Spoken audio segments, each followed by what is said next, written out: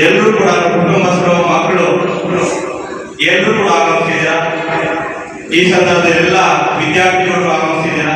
ನಮಗೆಲ್ಲರೂ ಸ್ವಾಗತ ಬಯಸುವಂತ ಆವಾಗಲೇ ನಮ್ಮ ಹರೀಶ್ ಅಣ್ಣ ಹೇಳಿದಂಗೆ ಮನೆ ಮಠ ಊರು ನಮ್ಮ ರಾಜ್ಯ ಬಿಟ್ಟು ಸೈನಿಕರು ನಾವಿವತ್ತು ನೆಮ್ಮದಿಯಾಗಿ ಏನಾದರೂ ನಾವು ಮನೆಗಳಲ್ಲಿ ಮಲಗ್ತಾ ಇದ್ವಿ ಅಂದ್ರೆ ಕಾರಣ ನಮ್ಮ ಸೈನಿಕರು.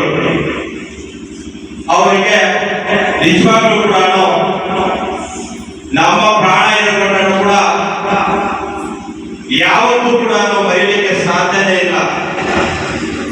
ಆದ್ರಿಂದ ಗಡಿ ಪ್ರದೇಶದಲ್ಲಿ ಬಿಸಿಲು ಮಳೆ ಗಾಳಿ ಯಾವುದು ಕೂಡ ಲೆಕ್ಕ ಇಲ್ಲದೆ ನಮ್ಮೆಲ್ಲರೂ ಕೂಡ ಸುರಕ್ಷಿತವಾಗಿ ಇರಬೇಕು ಅನ್ನೋ ಗಡಿ ಪ್ರದೇಶಗಳಲ್ಲಿ ಕಾಯ್ತಾ ಇರುವಂತಹ ಎಲ್ಲ ಯೋಧರಿಗೆ ಕೂಡ ಹೃತ್ಪೂರ್ವಕ ನಾನು ಅಭಿನಂದನೆ ಅರ್ಪಿಸ್ತೀನಿ. ಈ ಒಂದು ಕಾರ್ಯಕ್ರಮಕ್ಕೆ ನಮ್ಮ ಮಾಜಿ ಯೋಧರ ಮಗನಾಗಿರುವಂತಹ ಎ ಭಾಷಾರ್ ಅವರು ನಿಜವಾಗ್ಲೂ ಕಾರ್ಯಕ್ರಮ ಅಚ್ಚುಕಟ್ಟಾಗಿ ಆಯೋಜನೆ ಮಾಡಿದ್ದಾರೆ.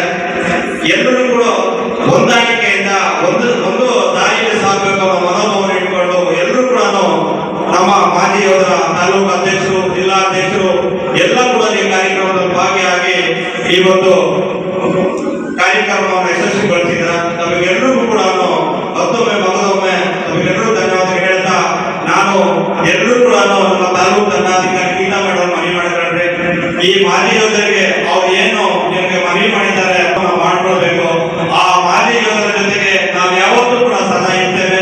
ನಮ್ಮ ಕರ್ನಾಟಕ ರಕ್ಷಣಾ ವೇದಿಕೆ ಸದಾ ಅವರು ಬೆಂಬಲವಾಗಿ ನಿಂತ್ಕೊಳ್ಳುತ್ತೆ ಅಂತ ಈ ಸಂದರ್ಭದಲ್ಲಿ ಹೇಳ್ತಾ ಈ ನಾನು ಎರಡು ಮಾತನ್ನ ಮುಗಿಸ್ತಾ ಇದ್ದೀನಿ. ಜೈ ಹಿಂದ್.